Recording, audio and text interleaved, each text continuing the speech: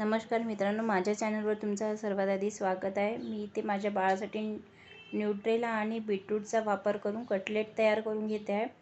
तर न्यूट्रेला एका पातेल्यात टाकून मी स्वच्छ धुवून घेते आहे आधी, कारण त्यामधली जे पण घाण असेल ती निघून जाणार।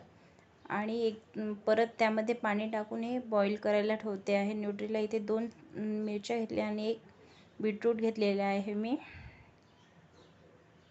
इथे स्वच्छ धुवून घेतलेला आहे। न्यूट्रेला परत याचं पूर्ण पाणी काढून घ्यायचं आहे। यामधलं पूर्ण जे पण जितकं पाणी आहे न्यूट्रेलामध्ये ते काढून घ्यायचं आणि हे याला बारीक करून घ्यायचं आहे मिक्सरमध्ये।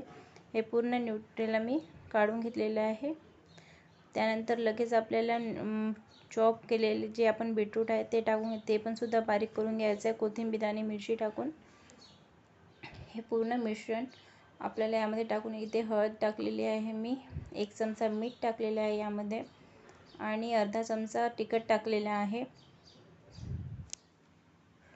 1 चमचा इथे अर्धा चमचा मी जिरेपूड टाकलेली आहे, अर्धा चमचा धनेपूड टाकलेले आहे। हे सर्व मिश्रण मी एकजीव करून घेते आहे आणि इथे बाइंडिंगसाठी मी बेसन घेतलेलं आहे।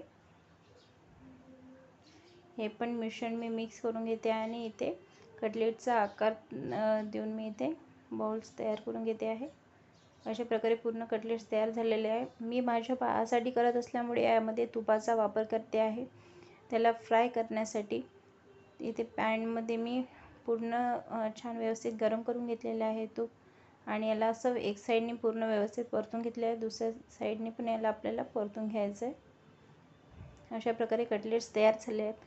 अशा नवनवीन आणि चमचमीत रेसिपी बघण्यासाठी माझ्या चॅनलला सबस्क्राईब करा।